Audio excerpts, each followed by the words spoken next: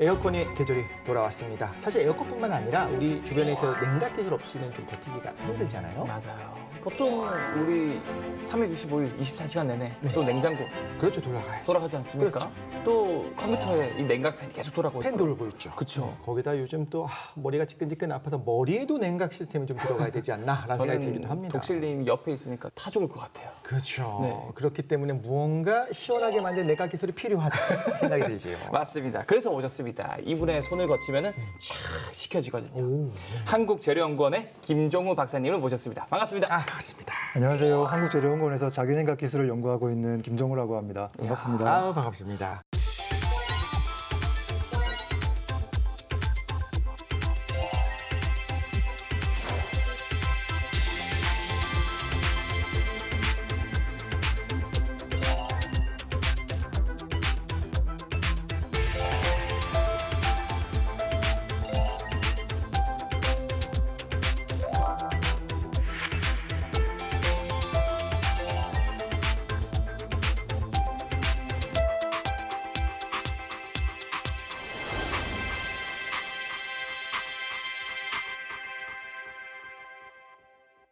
일단 냉각 기술이라고 하는 것 자체를 생각해 보면 작게는 뭐 컴퓨터, 냉장고, 에어컨 같은 생활 기기도 다 들어가 그쵸, 있고 그쵸. 반도체 제조할 때도 당연히 필요할 거고 데이터 센터 해가지고. 데이터 센터도 사실 뭐 전력의 절반 정도가 결국 냉각시키는 데 필요하다. 맞아요. 그만큼 우리 현대사회 전반을 지지하는 그런 지탱하는 핵심 기술이다. 맞죠? 맞습니다.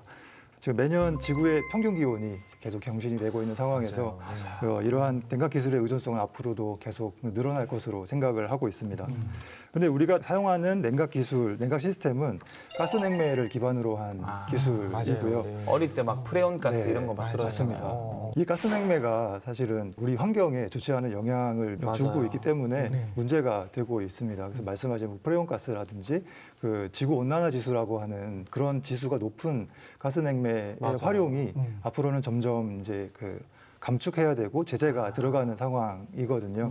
그래서 이러한 것들에 대한 산업계의 대비가 필요한 상황에 직면해 있습니다. 그래서 요즘에는 이 국제적으로도 이런 환경 위기를 막기 위해서 강력한 결단을 내리고 있다고 하더라고요. 몬트리올 의정서라는 것이 있고요. 맞아요. 네, 거기에서 말씀하신 이제 프레온 가스는 오존층을 파괴되는 그 물질로 딱 지정이 되면서 이거는 바로 금지를 시켜야 된다. 그래서 1900년대에 이미 사용이 금지가 되었고요. 맞아요.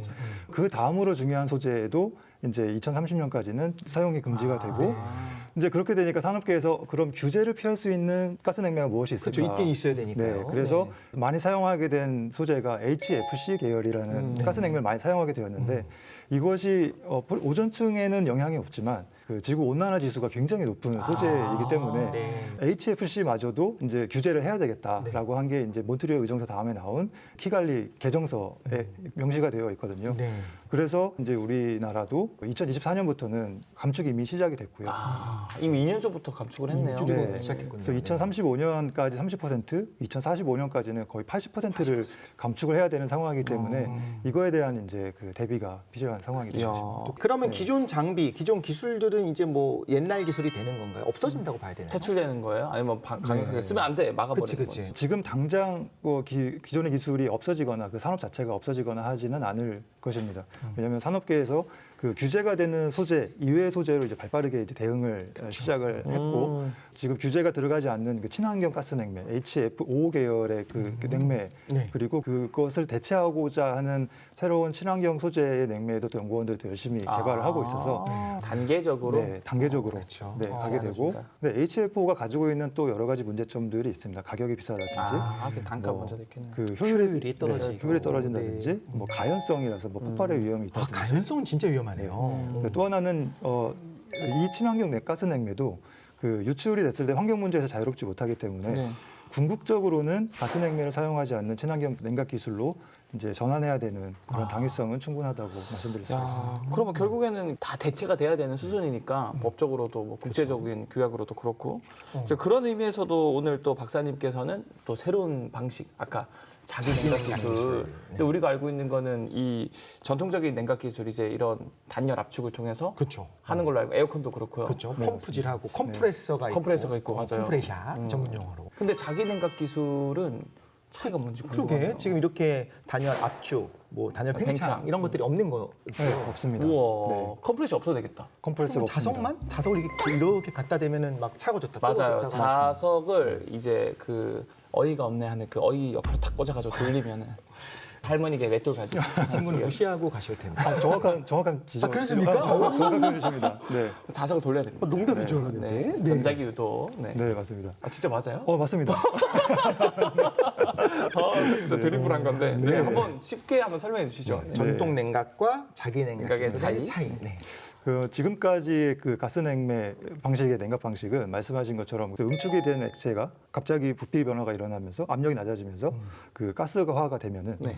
얘가 그 주변의 열을 끌어오는 잠열이라고 하는데 네. 이 잠열을 끌어오는 것이 이제 냉각 효과가 되는 것이죠. 네. 그런데 문제는 이제 냉각을 하고자 컴프레서를 사용을 하게 되면은 기계적 에너지가 어느 정도는 이제 열 에너지로 변환이 되기 때문에 그렇죠. 네. 열이 발생되게 되는 어떤 모순점이 맞아요. 발생이 하게 됩니다. 그래서 에어컨 실외기 앞에서 엄청 뜨겁고. 맞아요. 그런 얘기 들었어요. 냉장고 아무리 더워도 냉장고 문을 열어놓는 바보짓을 하면 뒤쪽에 있는 네. 컴프레셔가 돌아가니까 열심히 전체적으로 일을 하고 더 있는 뜨거워진다. 더 뜨거워진다. 네, 맞습니다. 그렇죠? 네. 자기 냉각 방식은 그 지금 말씀하셨던 컴프레서 대신 자기 냉각 소재와 자기장만을 사용하는 기술입니다. 네. 네, 그래서 자기 냉각 소재가 있으면 자기장을 인가를 해주면 이제 온도의 변화가 발생하거든요. 네. 근데 온도가 올라가고 얘를 적절한 이제 그 히팅크 열을 빼주게 되고 빼주게 된 상태에서 자기장을 없애주면 얘가 다시 원래 자리로 돌아가려는 성질이 있기 때문에 그 상황에서 이제 주변의 열을 흡수하게 되는 거죠.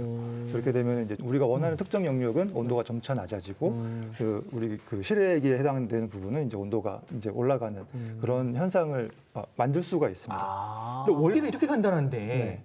지금 외시 제품도 없는 것 같고 네. 핵심은 그거예요. 너무 간단한데 네. 왜 없죠?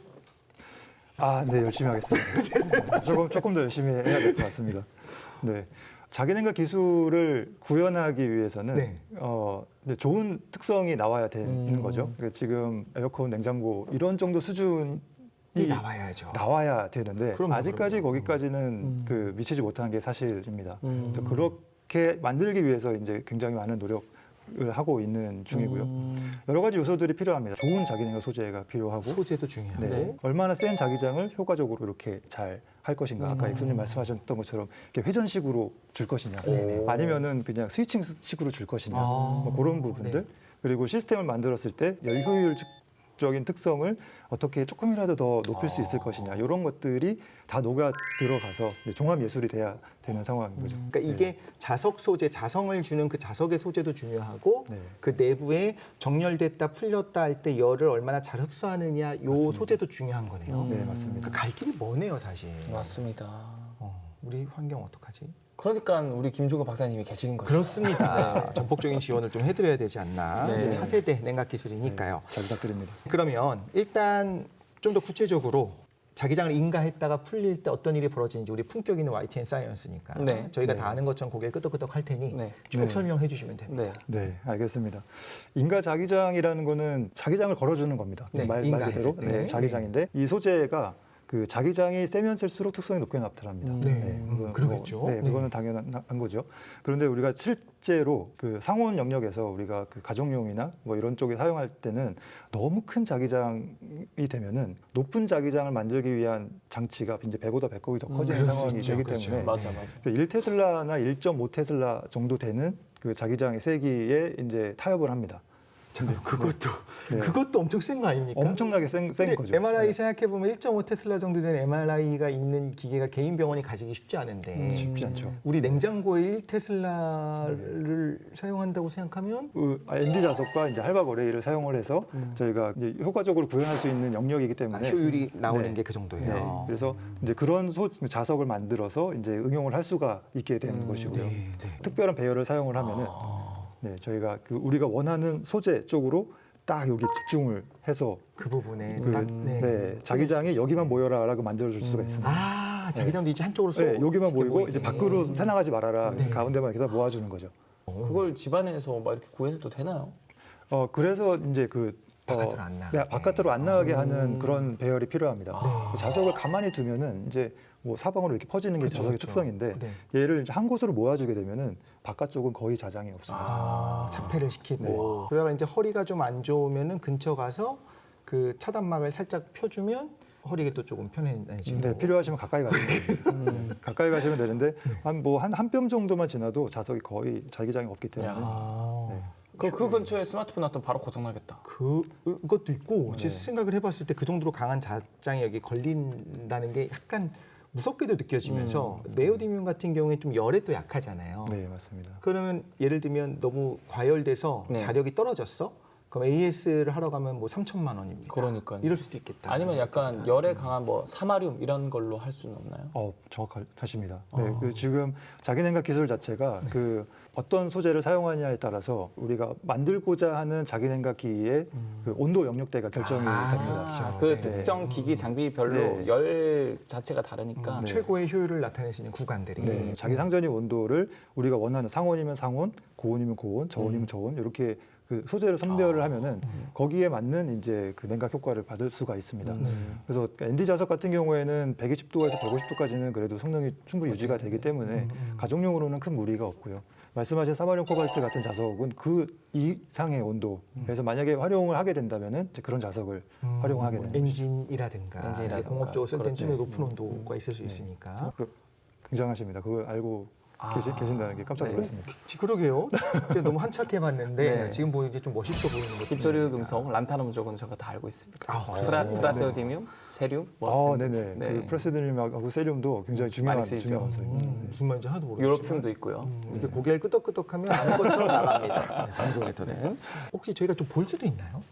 네. 그래서 제가 저희 연구원에서 그 제작한 그 몇 가지 소재를 가지고 오, 네. 시중에서 구할 수 없는 저희 구할 수 없다. 연구원- 네. 이야, 저희 눈에 연구원에서- 불을 켜고 훔쳐보겠습니다.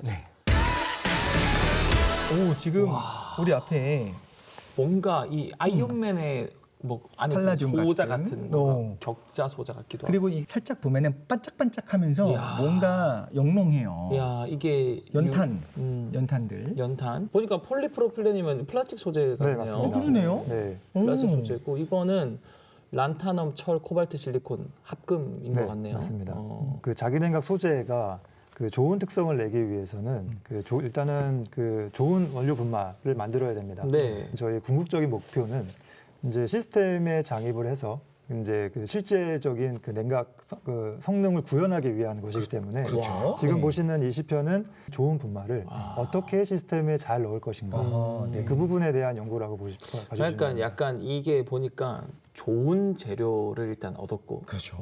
네. 이런 좋은 재료를 우리가 이제 흑백 요리사에서 어떻게 그렇지. 멋진 요리를 만들어낼까. 그렇죠. 맞아요. 그럼 이게 재료고 이게 이런 최종 네, 맞습니다. 여러 가지로 그 넣는 방법, 실장하는 방법 중에 하나입니다. 이것은 이제 사출 성형으로 만들어진 이제 소재인데요. 사출 성형인가요? 사출 성형이면은 그냥 분말 자체를 그 쉽게 말씀드리면 이제 가래떡 뽑듯이 이렇게 쭉 뽑아내는 건데 그냥 뽑아내면은 잘 안 뽑히니까 이제 전도성 폴리머를 잘 배합을 해서 적절한 이제 유동도, 비스커시티를 만들어낸 다음에 모양을 잡아주는 거죠. 이야.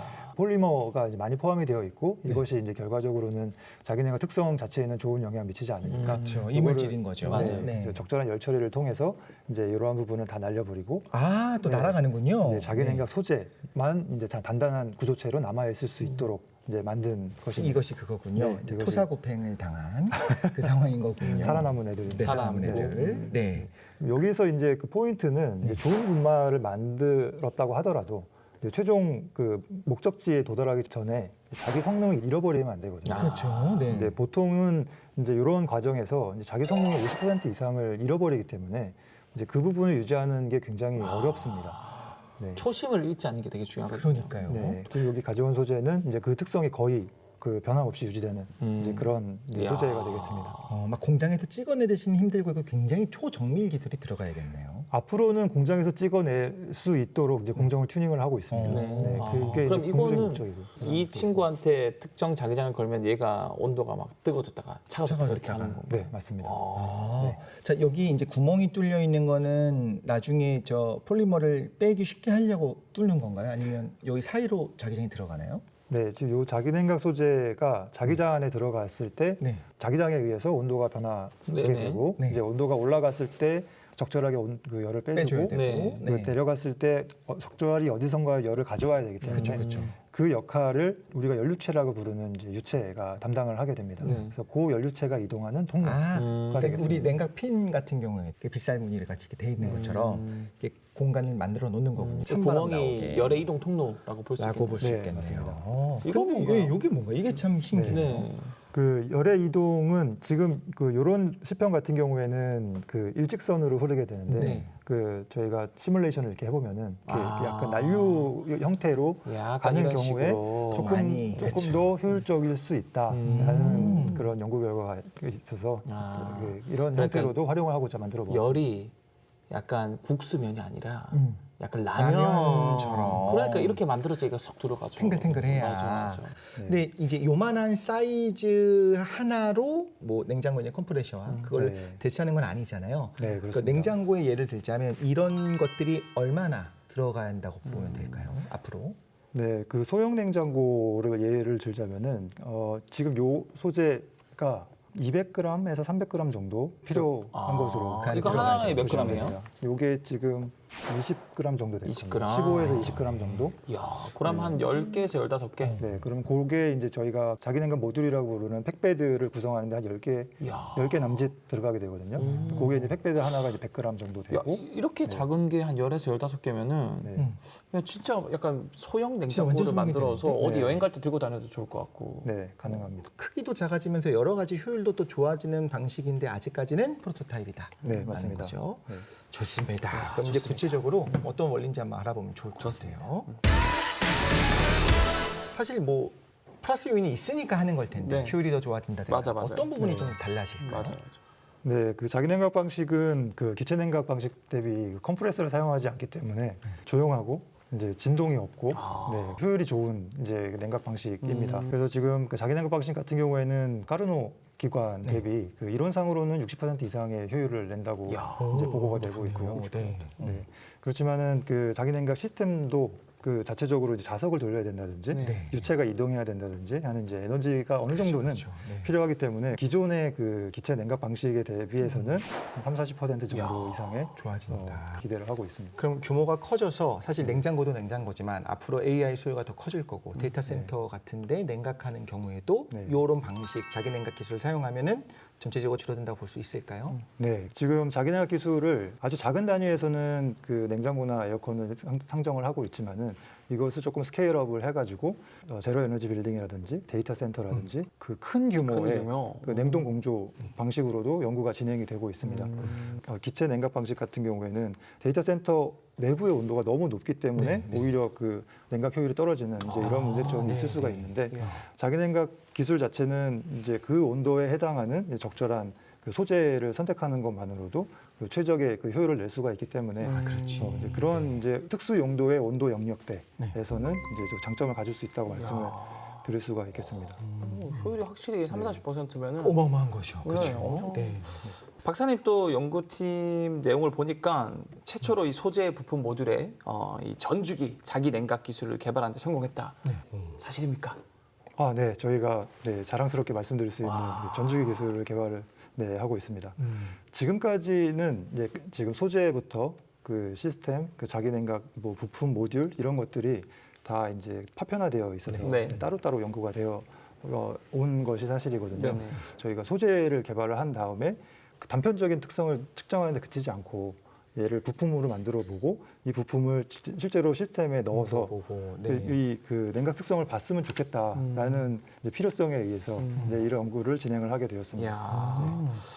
또 들어보니까 이 다양한 합금 소재들 실험을 많이 해보셨다고 들었는데 이 각 소재들의 효율, 뭐 온도가 얼마나 잘 떨어지는지 뭐 그런 것들에 대한 테스트도 하셨겠죠? 네, 저희가 그 개발한 소재를 다양하게 테스트를 해보았고요. 이런 원소도 넣어보고 저런 원소도 맞습니다. 넣어보고 그때 온도가 뭐 1도 떨어지는지 10도 떨어지는지 1도도 대단한 겁니다. 그래도 이제 효율상 되게 궁금해요. 과연 얼마나 맞아요. 떨어지는지 되게 궁금하거든요. 네.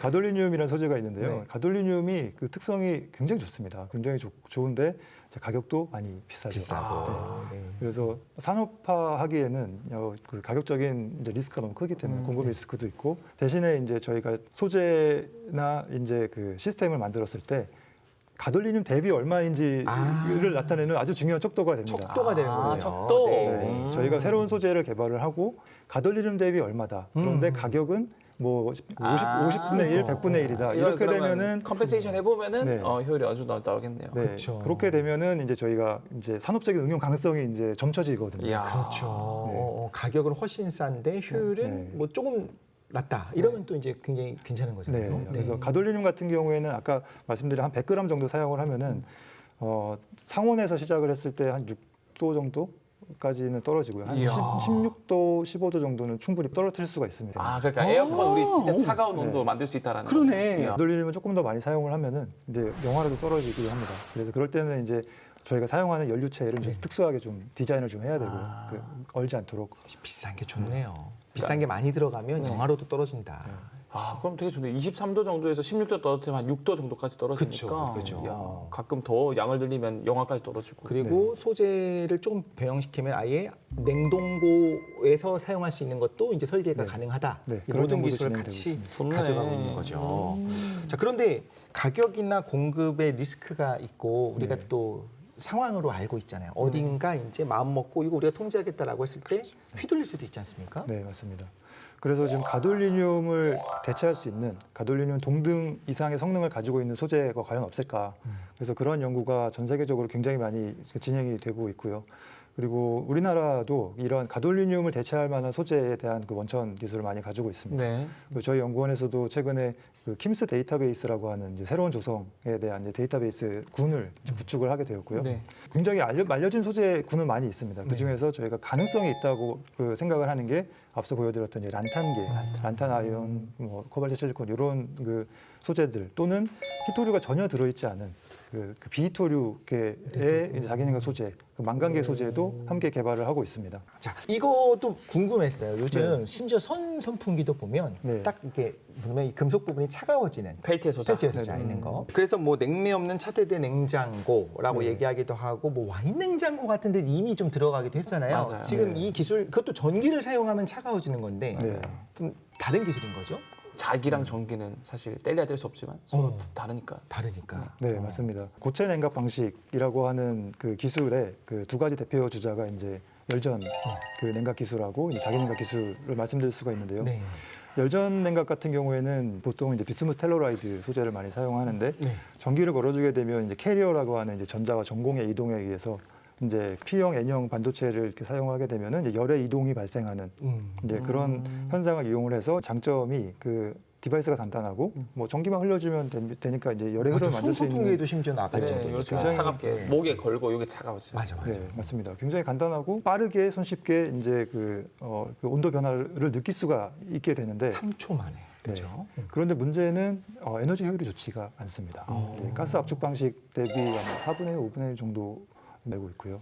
많이 안 네. 죽군요. 그렇기 때문에 그 대형화하거나 고출력을 내기가 이제 에너지 그 효율 측면에서 봤을 때는 적합하지는 않은 것으로 네, 판단이 됩니다. 그러니까 미래에 우리가 가야 될 길은 어쨌든 고효율로 가야 되는 거잖아요. 그렇죠. 뭐 그 규모도 생각해 보면은 결국 전기보단 자기다. 그렇죠. 자, 그러면 상황이 지금 이렇다는 거는 우리뿐만 아니라 모두가 알고 있는 상황이잖아요. 네. 그럼 글로벌하게 성장 규모도 이제 미래 정말 엄청날 것 같은데 어떻게 생각하고 계십니까? 자기 냉각 기술의 응용 범위가 굉장히 폭넓기 때문에 그 예측 조사 기관마다 편차가 있기는 하지만은 글로벌 에너지 소비 증가에 따라서 그 초기 시장은 냉난방 공조 시장에서 아무래도 먼저 진입을 할 수 있을 것으로 그렇죠. 생각을 하고 있습니다. 그래서 이런 부분에서 이제 형성이 된다면은 시스템 설비 분야는 2026년 약 2,778억 달러에서 33년에 4,457억 달러 규모로 연평균 7% 이상의 성장을 할 것으로 예상을 하고 있고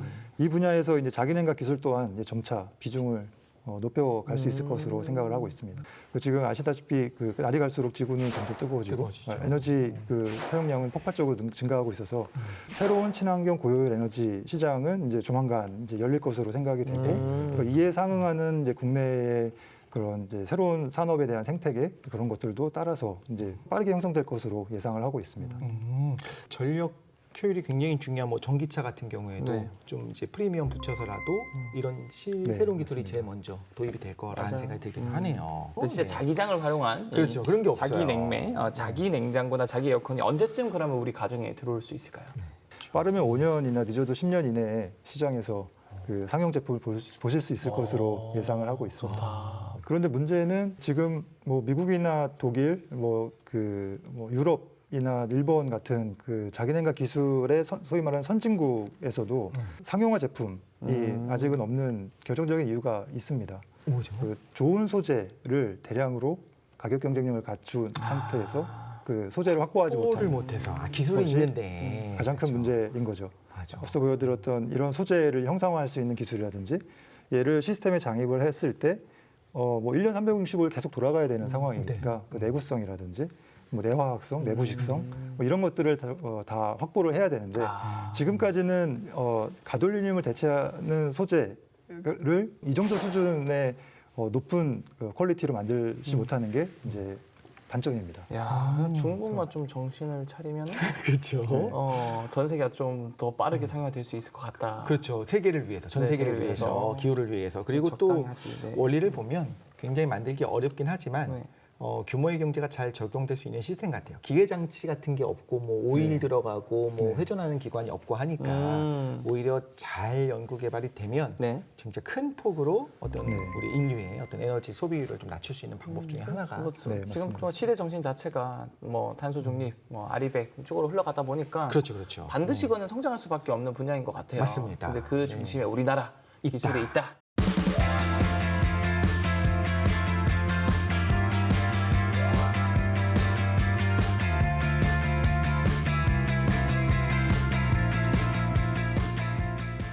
가돌리님이 어느 나라에서 제일 많이 나와요 지금? 중국. 그렇군요.